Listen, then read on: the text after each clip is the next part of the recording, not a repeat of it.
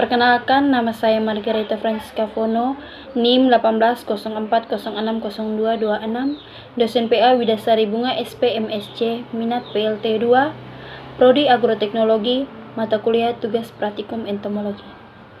Baik, di sini saya akan menjelaskan persamaan dan perbedaan antara laba-laba dan belalang. Persamaan pada belalang dan laba-laba: satu, memiliki mulut penggigit; dua, sama-sama memiliki kaki banyak atau berbuku-buku; tiga, memiliki badan dan kepala menjadi satu. Perbedaannya, laba-laba mempunyai 8 kaki dan belalang mempunyai 6 kaki. Satu serangga memiliki 3 bagian tubuh, terdiri dari kepala, dada, dan perut. Sedangkan laba-laba memiliki atas 2 bagian kepala dan dada yang disebut cephalothorax, serta perut. Yang kedua, serangga memiliki mata sederhana dan laba-laba memiliki mata majemuk.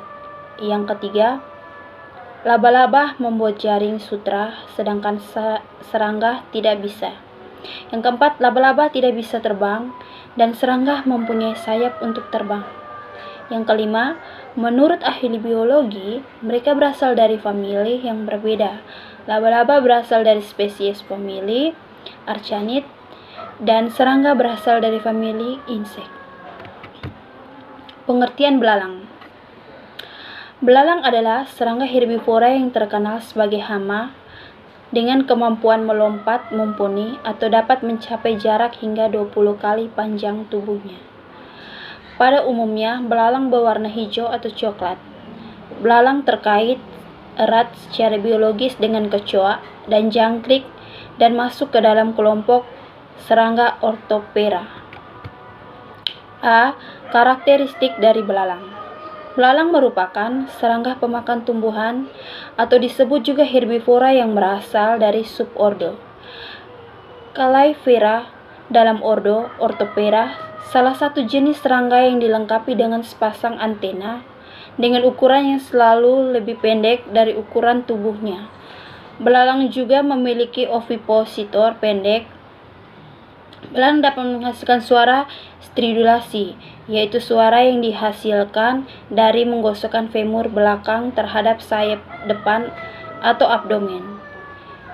Panjang dan sangat berguna untuk belalang melompat berpindah ke tempat yang lainnya. Tubuh belalang terdiri dari 3 bagian utama, yaitu kepala, dada atau toraks, dan perut atau abdomen. Belalang juga memiliki 6 kaki bersendi, 2 pasang sayap, dan 2 antena. Kaki belakang yang panjang digunakan untuk melompat, sedangkan kaki depan yang pendek digunakan untuk berjalan. Meskipun tidak memiliki telinga, belalang dapat mendengar. Alat mendengar pada belalang disebut dengan timpanum dan terletak pada abdomen yang dekat sayap. Timpanum berbentuk menyerupai disk bulat besar yang terdiri dari beberapa prosesor dan saraf yang digunakan untuk memantau getaran di udara. Secara fungsional mirip dengan gendang telinga manusia. Belalang bernafas dengan trakea. Belalang punya 5 mata, 2 compound eye dan 3 ocelli. Belalang termasuk dalam kelompok hewan berkerangka luar atau exoskeleton. Contoh lain hewan dengan exoskeleton adalah kepiting dan lobster.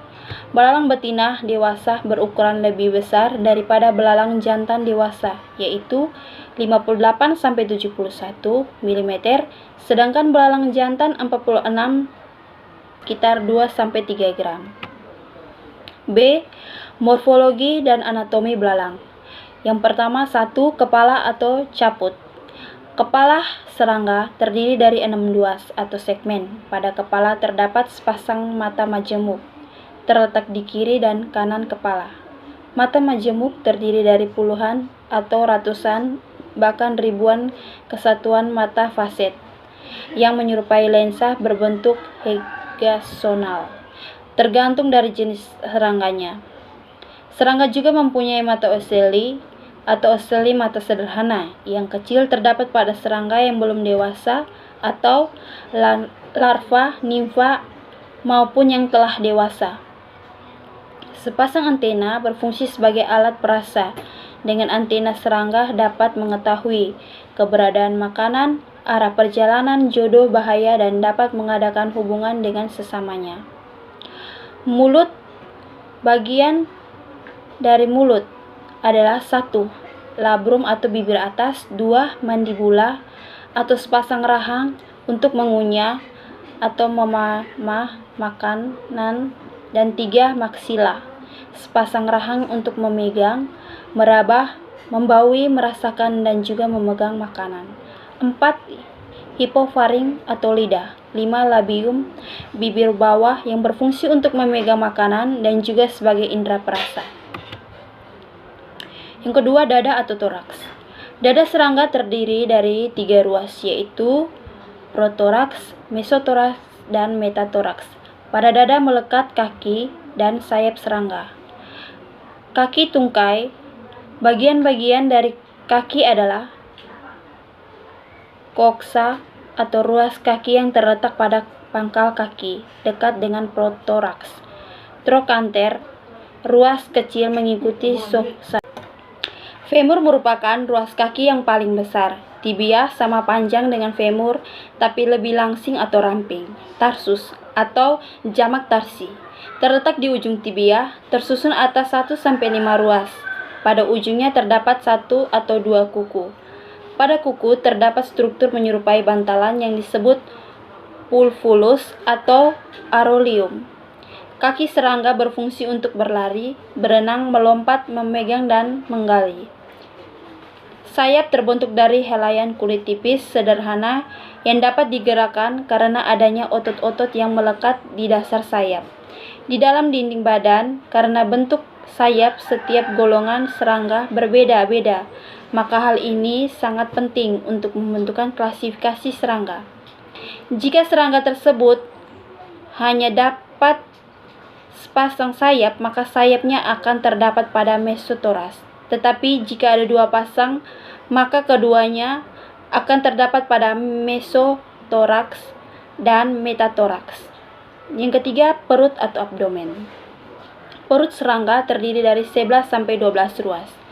Pada ruas yang ke-11, terdapat tambahan ruas yang disebut cercus atau jamak cerci. Pada ruas yang ke-12, telson atau prepipok, terdapat lubang untuk membuang kotoran atau anus. Alat reproduksi betina terletak di ruas ke-7 dan ke-8, sedangkan alat reproduksi jantan terdapat pada batas belakang ruas perut ke-9 yang terletak pada permukaan bawah. Pada serangga betina dilengkapi dengan ovipositor yang berfungsi sebagai alat peletak telur, terletak pada ujung abdomen setelah cersus.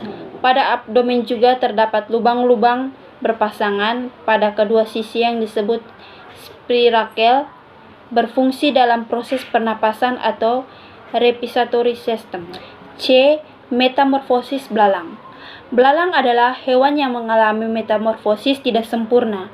Metamorfosis tidak sempurna adalah metamorfosis yang hanya memiliki 3 tahap, yaitu telur, nimfa, dan imago atau dewasa, di mana tampilan fisik antara nimfa dan imago tidak jauh berbeda. Contoh serangga lain yang mengalami metamorfosis tidak sempurna adalah wereng, jangkrik, dan kecoa. Sedangkan metamorfosis sempurna adalah metamorfosis yang memiliki 4 tahap, yaitu telur, nimfa, pupa, dan imago. Tahap yang membedakan metamorfosis tidak sempurna dengan metamorfosis sempurna adalah tahap pupa atau kepompong. Perbedaan lainnya adalah tampilan fisik nimfa dan imago. Serangga yang mengalami metamorfosis sempurna sangat berbeda. Contoh serangga yang mengalami metamorfosis sempurna adalah kumbang, kupu-kupu, lebah, tawon, dan lalat. Pengertian laba-laba. Laba-laba atau disebut juga labah-labah adalah sejenis hewan berbuku atau arthropoda dengan 2 segmen tubuh, 4 pasang kaki tak bersayap, dan tak memiliki mulut pengunyah. Semua jenis laba-laba digolongkan ke dalam ordo Arenae dan bersama dengan kalajengking, ketonggeng, tungau, semuanya berkaki 8, dimasukkan ke dalam kelas Archinida. Bidang studi mengenai laba-laba disebut archaeologi, laba-laba merupakan hewan pemangsa atau karnivora, bahkan kadang-kadang kanibal. Mangsa utamanya adalah serangga. A.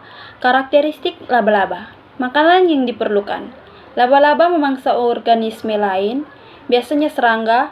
Laba-laba menggunakan berbagai strategi untuk menangkap mangsa, menjebaknya di jaring lengket, melilitkannya dengan bola lengket, meniru mangsa untuk menghindari deteksi atau menjalankannya. Kebanyakan mendeteksi mangsa terutama dengan merasakan getaran, namun pemburu aktif memiliki penglihatan yang akut. Laba-laba hanya bisa mengkonsumsi cairan karena mereka kurang mengunyah melalui mulut. Mereka menggunakan chelicerae, pelengkap runcing seperti taring di depan cephalothorax, untuk menangkap dan menyuntik racun. Cairan pencernaan memecah makanan menjadi cairan yang tertelan oleh laba-laba. Yang kedua, pembuatan jaring laba-laba. Semua laba-laba membuat sutra, biasanya spinnerets yang membuat sutra berada di bawah ujung perut. Kemungkinan mereka memutar sehelai sutra panjang di belakang mereka. Yang ketiga, habitat laba-laba. Lebih dari 40.000 spesies laba-laba yang ditemukan di seluruh dunia, di setiap benua kecuali Antartika, dan telah terbentuk di hampir setiap habitat, dengan pengecualian penjajahan udara dan laut. Mereka juga ditemukan Arktik. Sebagian besar laba-laba terestrial, meski beberapa spesies khusus hidup di air tawar. Laba-laba umum. Beberapa laba-laba yang paling umum adalah sebagai berikut. Penenun bola, yang dikenal dengan menenun jaringan besar dan melingkar. Laba-laba jaringan laba-laba yang mencakup janda hitam berbisa. Laba-laba serigala, laba-laba besar yang berburu dalam malam hari.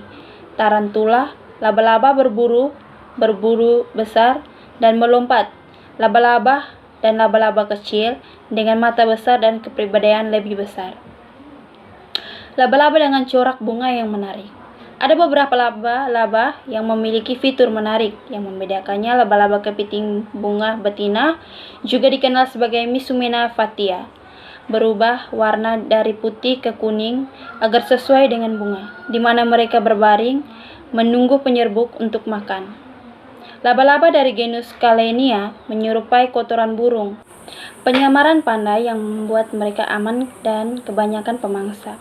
Laba-laba semut keluarga Zoodaridae dinamakan demikian karena meniru semut.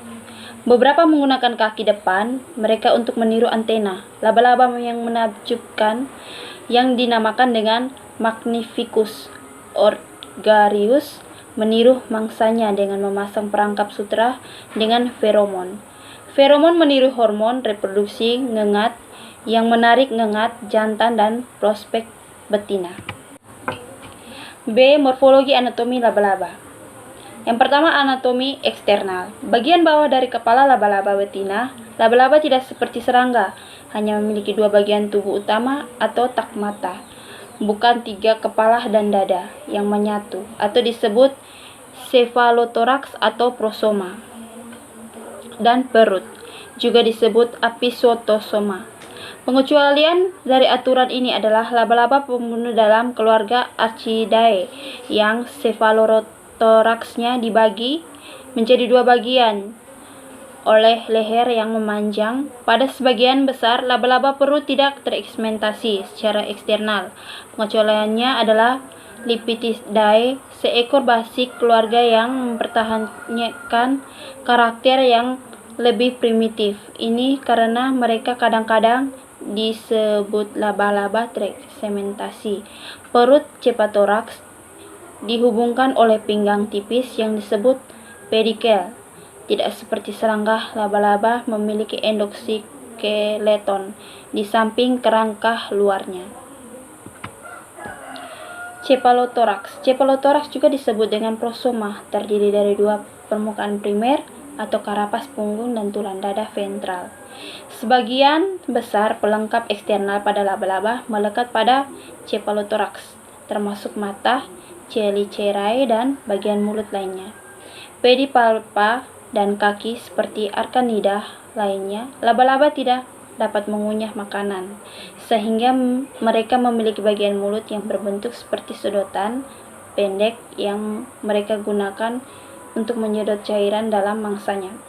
Namun, mereka dapat memakan sutras seperti untuk mendaur ulang protein yang dibutuhkan dalam produksi jaringan laba-laba baru.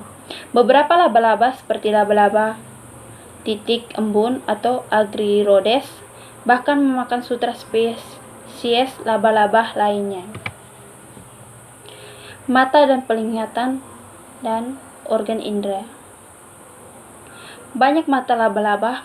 Pengelompatannya laba-laba biasanya memiliki 8 mata masing-masing dengan lensa tunggal, bukan beberapa unit seperti pada mata majemuk serangga.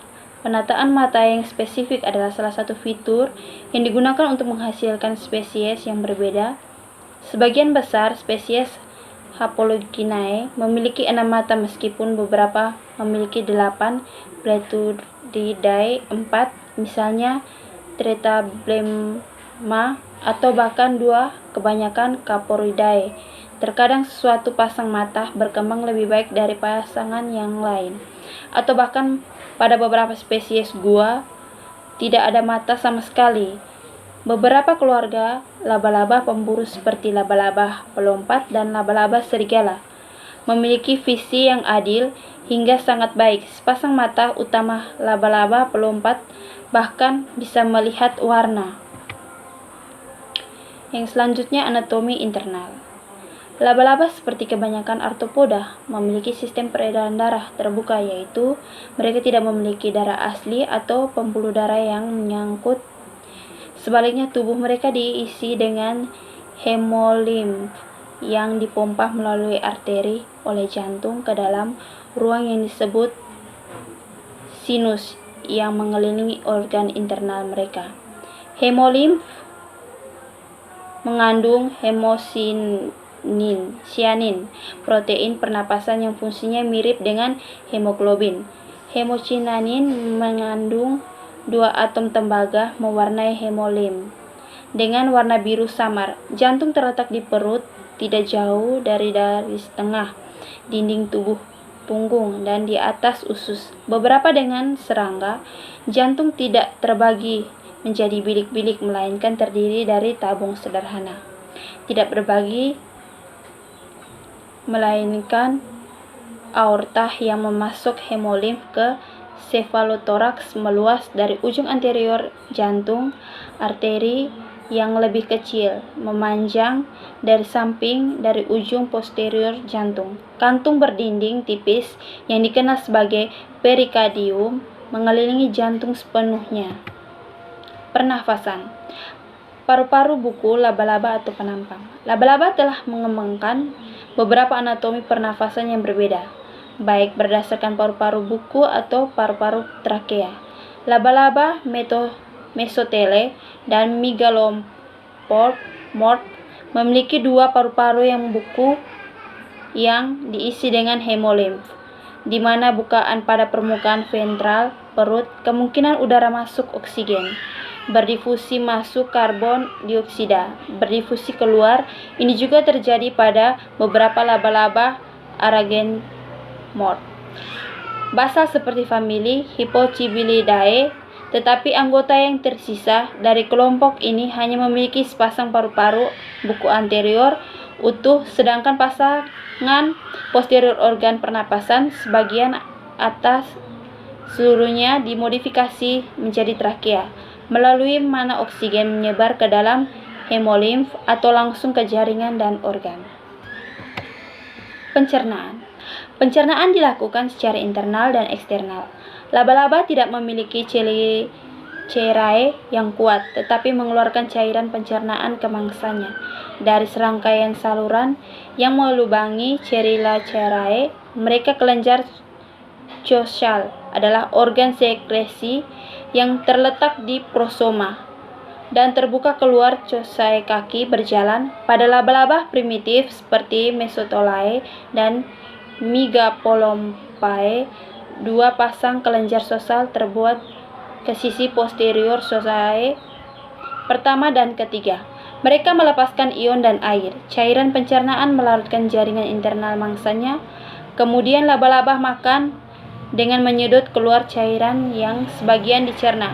Laba-laba lain, Chelicerae, lebih kuat mengunyah di seluruh tubuh mangsanya dan hanya menyisakan sedikit bahan yang tidak dapat dicerna. Laba-laba mengonsumsi makanan cair. Banyak laba-laba yang menyimpan mangsanya untuk sementara. Laba-laba penenun jaring yang telah membuat selubung sutra untuk menenangkan perjuangan maut. Mangsanya yang terjengkel biasanya akan meninggalkan mereka dalam kafan ini dan kemudian memakan di waktu yang senggang. Sistem reproduksi. Hampir semua laba-laba berkembang biak secara seksual. Mereka tidak bisa karena tidak mentransfer sperma secara langsung, misalnya melalui penis. Sebaliknya, jantan memindahkannya ke struktur khusus atau bola palpal di pulp dan kemudian berelok-elok untuk mencari pasangan. Pulp ini kemudian di dalam epigen betina. Ini pertama kali dijelaskan pada tahun 1978 oleh Martin Lister. Pada tahun 1843 terungkap bahwa laki-laki membangun jaringan perkawinan di mana mereka menyimpan setetes air mani yang kemudian diambil oleh alat kopulasi atau bola palpal di pedipalp. Struktur alat kopulasi sangat bervariasi antara jantan dan spesies yang berbeda, sedangkan palpal tarsus yang melebar dari laba-laba rumah selatan, Cuculcurnea hibernalis atau Felicitadidae, hanya berbentuk bolam sederhana yang berisi saluran buta melingkar. Anggota genus Agiope memiliki struktur yang sangat kompleks. Sekian dan terima kasih.